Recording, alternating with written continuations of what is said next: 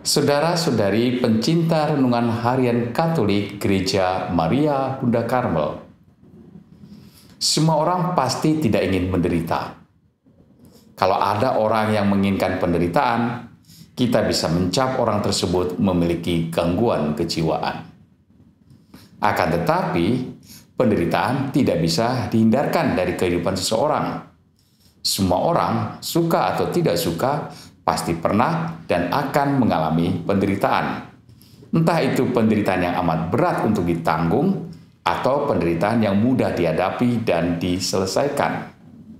Penderitaan yang disebabkan karena kelalaian sendiri atau karena kelalaian orang lain.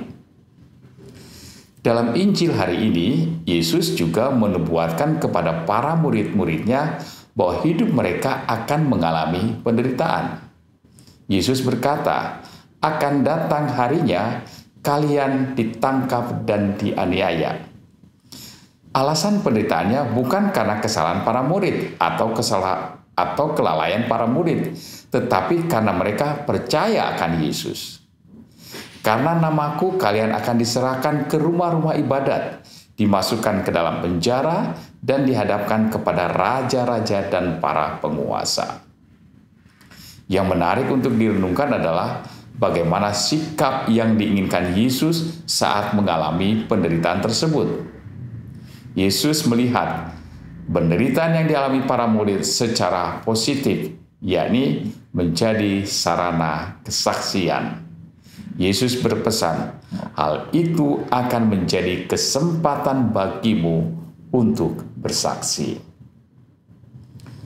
Bersaksi saat mengalami penderitaan, apalagi penderitaan karena iman kepada Yesus, tentu bukan hal yang mudah dilakukan. Kita cemas bagaimana memberi jawaban atas pertanyaan-pertanyaan orang banyak mengenai iman kita. Kita cemas apakah dalam penderitaan tersebut kita akan tetap mempertahankan iman kita atau tidak. Kita khawatir saat mengalami penderitaan, kita menjadi lemah dan tidak memiliki kekuatan. Kita tidak bisa membayangkan bagaimana situasinya saat mengalami penderitaan karena iman. Yesus meneguhkan para murid-muridnya, tetap teguhlah di dalam hatimu. Jangan kalian memikirkan lebih dahulu pembelaanmu. Aku sendirilah yang akan memberi kalian kata-kata hikmat, sehingga kalian tak dapat ditentang atau dibantah lawan-lawanmu. Para murid diminta untuk mempercayakan segala sesuatu hanya kepada dirinya saat mengalami penderitaan karena iman. Itulah yang kita saksikan dalam kisah-kisah para martir.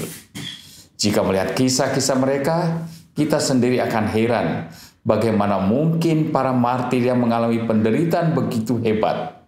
Bahkan saat kematian sudah diambang pintu, mereka dengan berani malah bercerita tentang Yesus, tentang kebaikan Allah, tentang kerahiman Allah, bahkan memaafkan orang-orang yang membuat mereka menderita.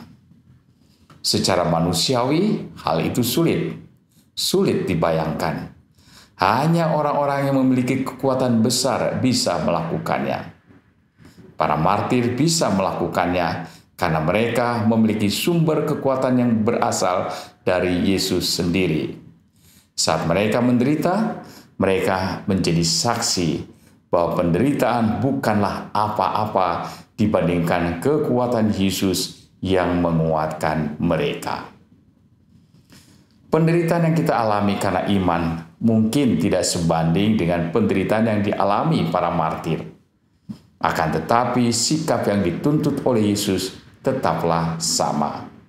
Penderitaan menjadi saat untuk bersaksi, dan untuk itu dibutuhkan kepercayaan yang besar kepada Yesus.